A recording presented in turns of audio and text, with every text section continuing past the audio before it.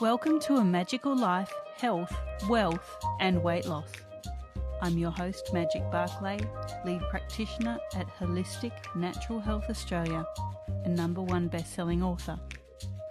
In this podcast, I aim to give you practical tips on how to accelerate and sustain your health, increase your financial, spiritual and emotional wealth, and to look at something that haunts many of us needlessly, weight loss. In some episodes, I'll have guests available to give you even more tips, but in others, the floor is yours. Drop us a line at A Magical Life Podcast on Facebook and let me know what you would like to know more about. Now, sit back and enjoy, because it is time for you to create and truly discover a magical life. Welcome back to A Magical Life. I'm your host, Magic BARCLAY, and I'm joined by Coach Jon McLernon today.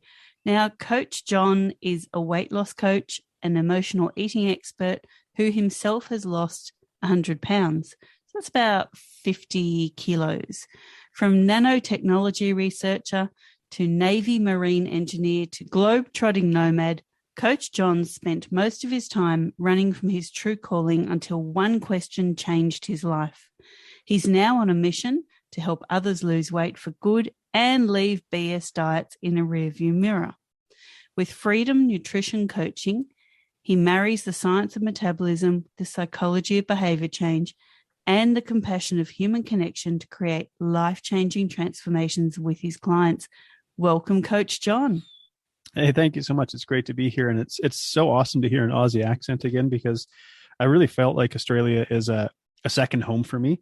I'm married to an Australian, and we've lived over there and we've been together for 15 years. So I love it when I hear an Aussie accent. It just feels like home.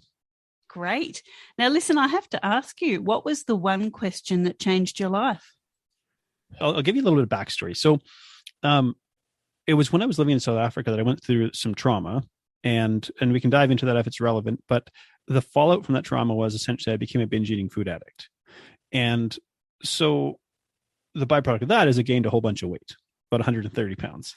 And so prior to that, I would have thought anyone who was overweight was basically just lazy or undisciplined.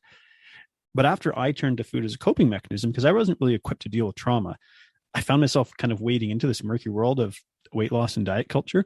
And so I had a lot of failed attempts at trying to lose weight, and I wasted a lot of time and energy trying to find answers in all the wrong places.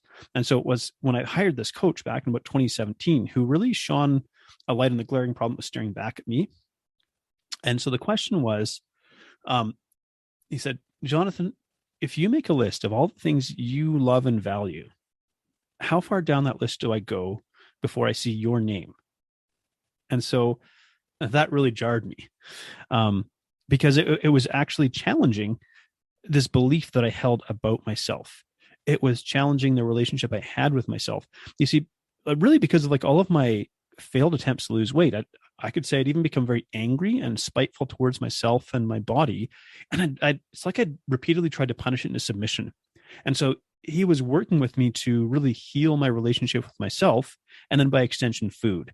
And that was a real, could I say, a seismic paradigm shift for me, that I could actually treat myself with love and compassion and lose weight. And so it was really that shining that light on this. If you don't change your relationship with yourself, nothing's ever going to change. It's like trying to put a Band-Aid over a gaping wound. I just got a few wow moments there. I actually did literally fall off my chair while Jon was talking, because definitely that list idea, while you were talking, I was running that through my head. And, you know, I talk a lot on this podcast about what I value and about my golden values. So the things that I strive and live for being, you know, animals, the environment, natural health, my family. And I think I'd probably get to about number 30 before my own name pops up. That's why I fell off the chair. Yeah. Well, the truth is, for me, I wasn't even on the list.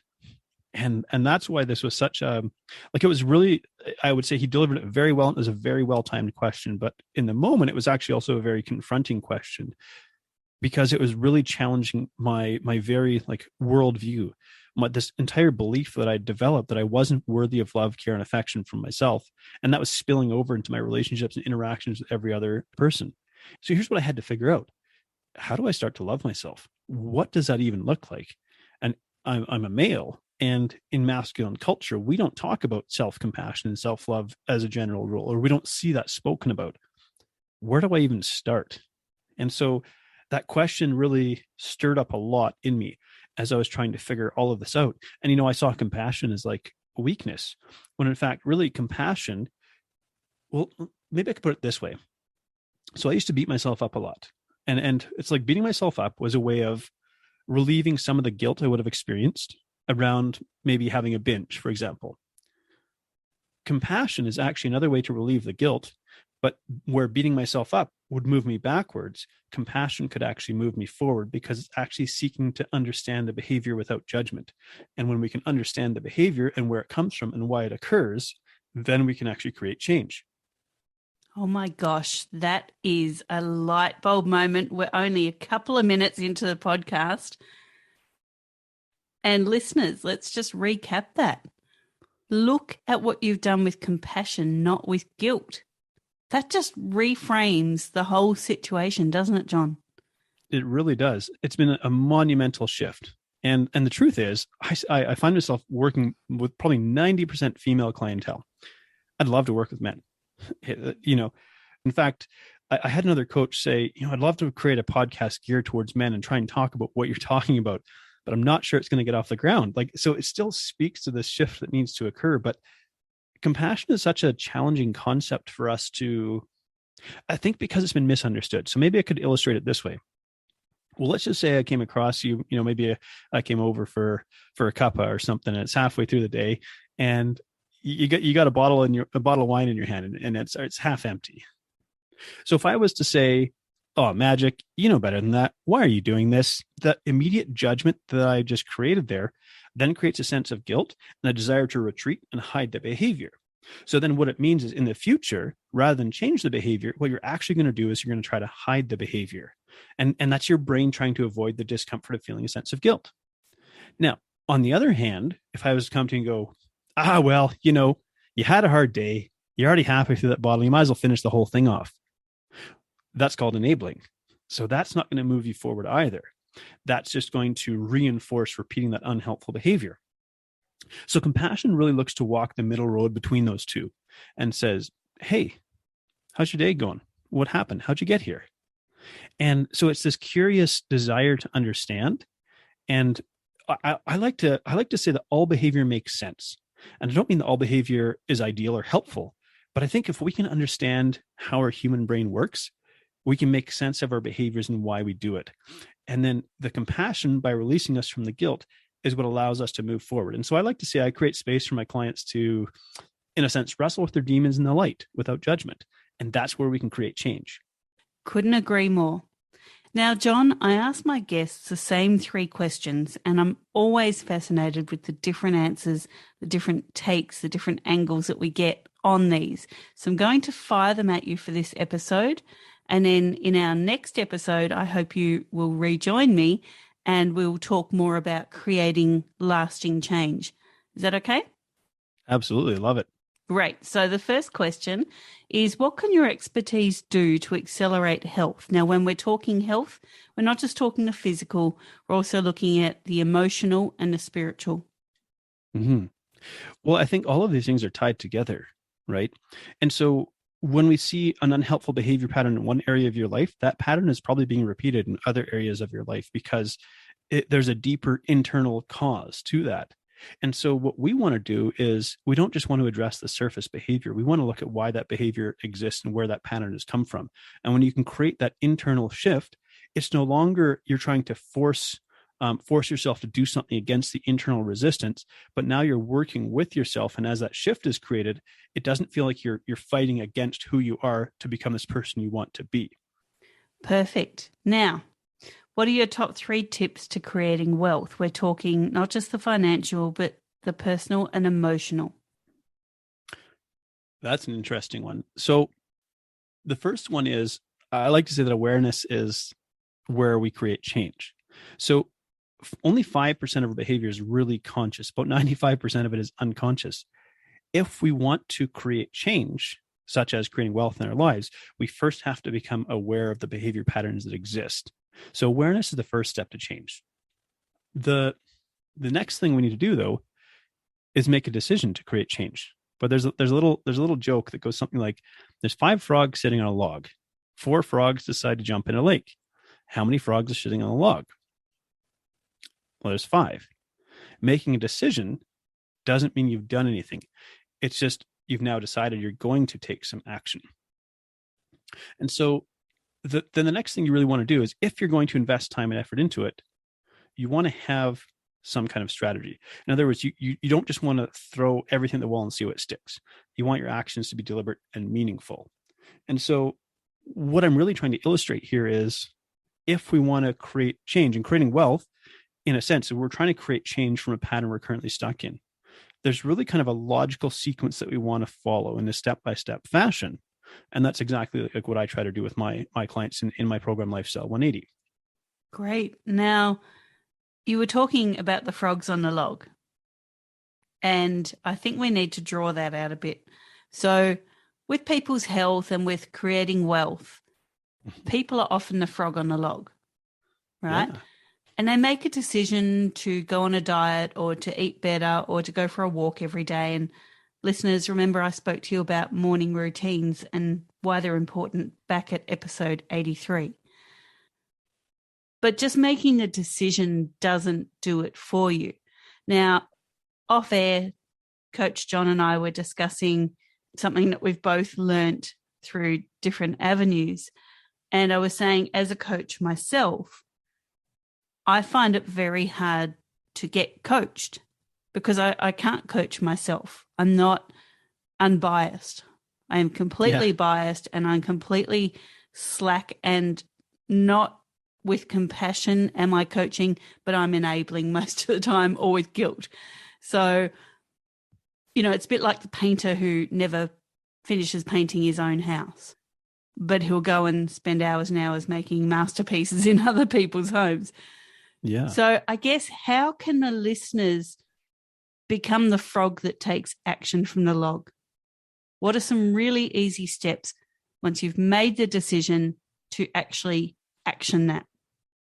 I think the first thing, I really encourage my clients to set what I call a CMG, a can't miss goal.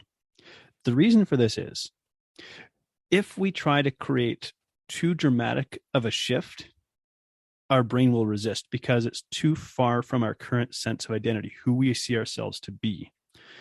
The other thing is, when we want to cultivate a habit, the easier the behavior is to repeat, the more likely it is to stick. And once we've established a behavior pattern, we can always build, grow, nurture, and expand it. And so let's just use movement, because that's a simple one. We'll use that as an example. So for CMG, I would say maybe set for 5,000 steps a day. Now, some people might say, well, that's not 10,000 steps a day. What's the point?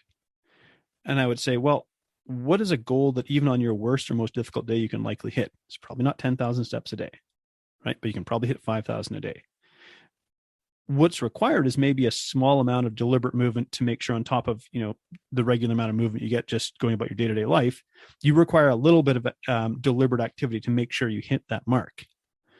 But the more times you can repeat that behavior, the more likely it is to stick, and the more likely it is to become automated. So in the beginning, when we want to create change, we get really excited because we're picturing in our head how we're going to feel, what we're going to look like, what life's going to be like when we accomplish this change. But I like to ask the question, well, how do you eat an elephant? And the way that we go about it, the real answer is one bite at a time. But we try to swallow the elephant whole. And the elephant is a metaphor for a very large problem that we're facing. And the truth is, the solution to a problem we're facing does not have to be equal in magnitude to the problem. In other words, you don't have to swallow the elephant whole.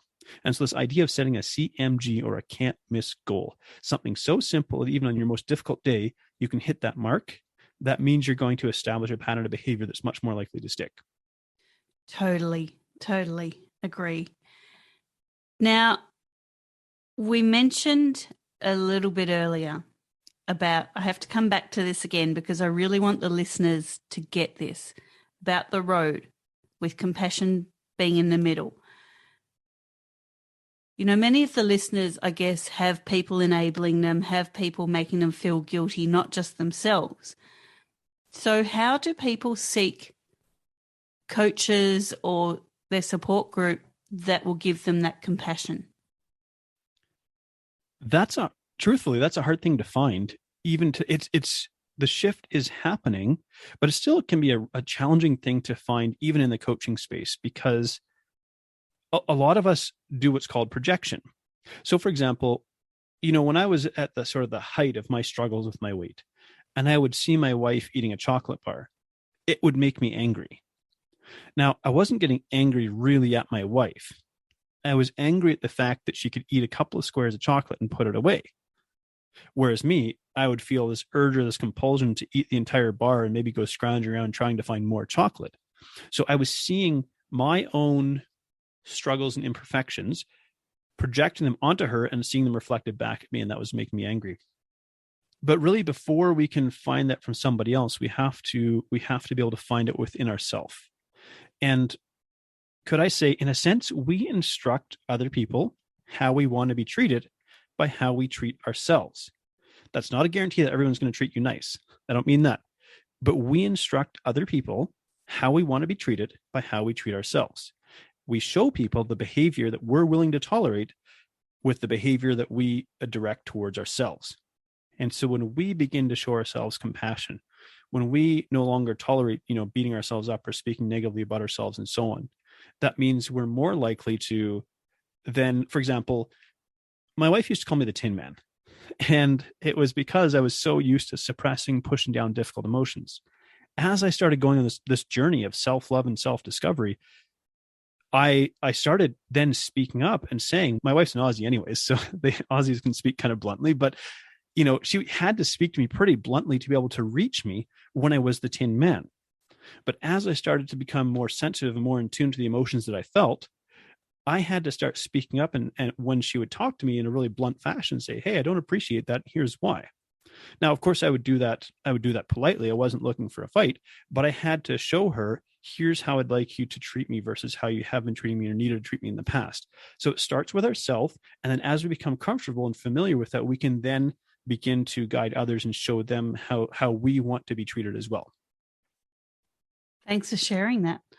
Now, obviously, we talk about weight loss. You're an expert in emotional eating and, lasting weight loss by addressing emotions. But what we find with many weight battles is that stress is the key. I myself am a cortisol junkie, and it has left me with extremely high cortisol, a big problem with my weight. So my question is, if you've ever battled your weight, which we know you have, what was your trigger to lose it? And also, what can you offer the listeners to reduce their stress? What was my trigger to lose it? I don't think there was any one thing, but it was probably a series of small shifts. So I was probably on the verge of a nervous breakdown. So I was trying to train 2 hours a day. I was running a bricks and mortar business for maybe 14 hours a day. I was like sleeping 5 hours a night. And when my body wasn't losing the weight the way that I felt it should, I was then using like pre-workouts and stimulants like caffeine and ephedrine and things like that all they're doing is they're redlining the nervous system. And so it got me to the point where I was then suffering from anxiety and panic attacks because my nervous system was so burnt out and stressed. So I had to then take stock of all the different stressors that I was experiencing in my life. So there's a term called allostatic load. So if you're familiar with what a bell curve looks like, I mean, it's just actually a curve in the shape of a bell. And as you go up one side of it, it's like, your stress increases. And when you reach the top, that's like the peak amount of stress or the ideal amount of stress. We do need some stress in our lives. It is our impetus to do things. Without cortisol, we die. So we need some cortisol. However, the way that our 21st century world and lifestyle goes, most of us are vastly exceeding our ability to recover. So we're going into what we call allostatic load, more stress coming in than going out. So stress relief is not going to happen passively. Stress reduction is not just going to happen by chance. In the modern 21st century world, we actually have to deliberately practice it. So for me, I really started to militantly prioritize my sleep. And I made this agreement with my wife. I said, look, I have to focus on this. My wife is a night owl. She would stay up till 3 o'clock in the morning every night. That's how she is. But I said, look, this is what I have to do. And here's why I have to do that. So we began to militantly prioritize my sleep. I cut out all stimulants for a period of time. So no coffee, no chocolate, nothing with caffeine in it, which is really tough. But it was easier to go without the stimulants than it was to deal with daily multiple panic attacks. I then took up meditation as a practice, and really, really simple. It wasn't, there was no burning of incense or going to monasteries or things like that. It was literally using Insight Timer and setting it for 3 minutes and putting some white noise in and practicing a couple of breathing exercises. So I was actively doing the things that would activate my parasympathetic nervous system, the branch that deals with rest and digest. And I was reducing the things that were triggering or stimulating my sympathetic nervous system, which is the fight or flight. So it isn't that there's necessarily one trick, but rather if you look at all the things that are stressing you out and you go, which ones of these are negotiable or optional, and how can I reduce them? Yeah, that's great. And we have talked about sleep hygiene before on the podcast. So I think that's really great to remind the listeners that that's your first step, because when you have, I guess, let me say, your cortisol awakening response on the wrong cycle. So in layman's terms, you can't get to sleep at night. You're wired and tired. You're lying in bed going, why can't I sleep? But in the morning, you can't get out of bed. So that's the opposite of how it should be. In the morning, you should, the alarm goes and you should bounce out of that bed ready to go for the day. And then, as dinner approaches, you're starting to get a bit more tired. You're calming down a lot. You might watch something on TV or whatever, but you've got kind of no reaction, and your body tells you, you know what, it's time to go to bed. You go to bed. You don't remember what you were reading. The book is next to you when you fall asleep, because that is what is supposed to happen. That is the correct cortisol awakening response. And many of us have that back to front, or we have spikes during the day, which is often that 3 o'clock in the afternoon coma. Yeah. It's not always blood sugars. It's often cortisol, which is a sugar. And, sometimes mid-morning, smoko time, as it used to be called here, you can just either get, a buzz of energy all of a sudden, which is not where it should be, or you feel that fatigue. So a proper sleeping pattern, good sleep hygiene gets that cortisol awakening response back where it should be. Yeah. Our cortisol normally, it's cyclical or rhythmic.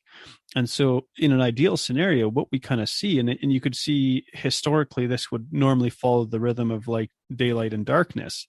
So as the light, because human beings, pre 100 years ago or a little more, didn't have electricity and electric light. And so it's like when it's dark out, it's dark out. And so as the sun would come up, it would signal to start producing cortisol. And that cortisol, as it begins to come up, elevates you out of sleep into wakefulness. And so we need that increase in cortisol to bring us from our sleeping state into our alert and wakeful state.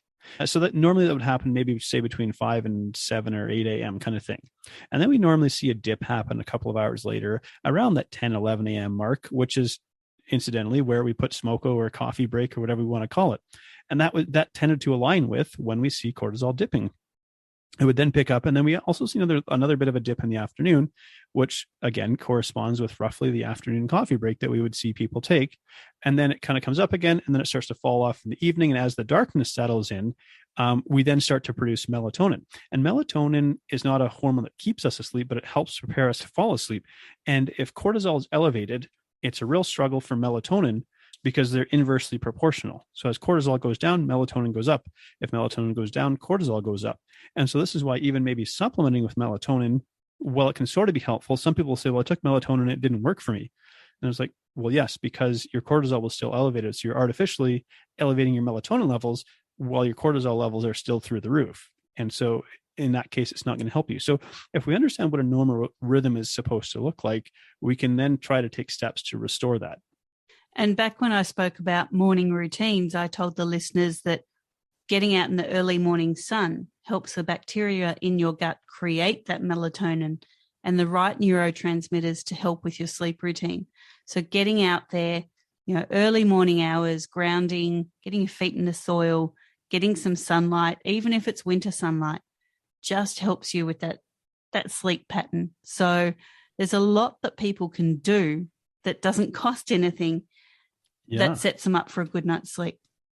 Well, it's interesting just thinking about things that don't cost you anything.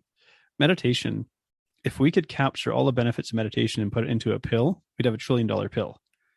And yet it's free.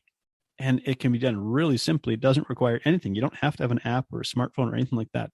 Literally just sit somewhere and focus on your breathing. And when your mind wanders, you bring it back to counting your breathing. It can be that simple. So but there's this interesting quirk in human psychology where when something is free, we tend not to value it. Yeah. Now, I've had the opportunity to bounce around your website a little bit this morning. I guess there's a question with weight loss that many women face, which is probably why you're getting so many female clients. But men can also face it. So with women, menopause strikes. Now, men, guys, you're not out of this. You have andropause. Yeah. So I guess with menopause and andropause, the weight gain is in a different area. So it's often low abdominal, right across the colon, so you can't expel toxins properly because there's too much weight pressing the colon. How does what you do address that change? Because so many weight loss programs and weight loss coaches are just for the pre-menopause, pre-andropause set. Yeah. So this is something really interesting because here's the thing. A menopause or andropause is unavoidable. It's going to take place in our life. But we often see, I think sometimes this unfairly gets blamed for this when it tends to correspond with as we get a little bit older, we tend to move a little bit less, we tend to, and so on. So there is an element of this hormonal shift that's taking place in the body that does make it a little more easy to store food as fat, maybe a little more difficult to lose some fat.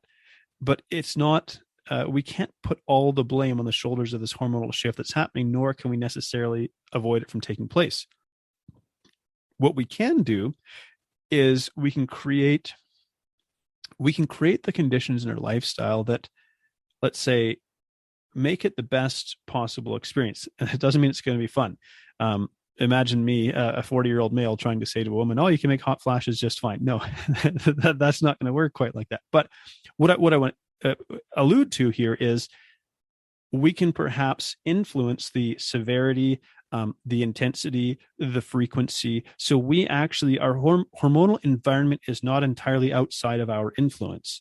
We can take steps and actions that will at least within a given set of circumstances optimize our hormonal environment. And it is things like sleep hygiene and stress management and quality nutrition and regular movement. So there isn't really this shift that when you hit menopause or when you hit andropause, that all of a sudden you have to do things differently. All the same healthy lifestyle behaviors still apply. You just might be against a little bit more resistance in terms of trying to create this change.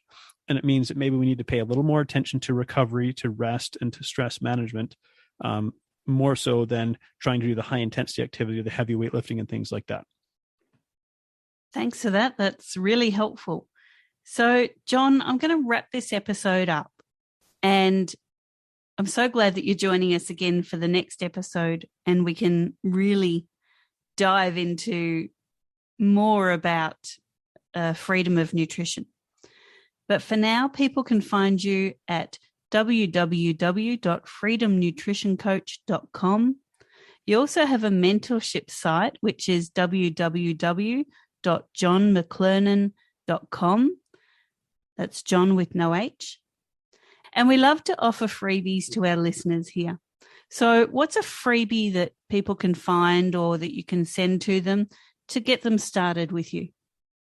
Yeah, I have an ebook called Crush Your Cravings, and it really explains in detail some steps that you can take to navigate cravings, everything from the first aid response to a more long-term approach to navigating, managing these things.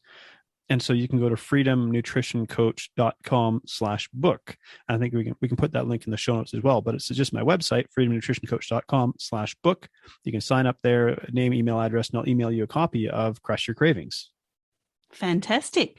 Thanks for your time on this episode. Listeners, this was your episode 90. We were talking about brain-driven weight loss. In 91, Jon rejoins us and we're talking about creating change that sticks. For now, listeners, thank you for your time. Go forth and create your magical life. Thanks for listening today. Please subscribe to hear future episodes, leave a review, and share this podcast. You can follow us on Facebook at A Magical Life Podcast or at Holistic Natural Health Australia. That's holistic with a W. You can find us on Instagram at Holistic Natural Health or at www.holisticnaturalhealth.com.au. That's where you'll access all sorts of articles, freebies, and more.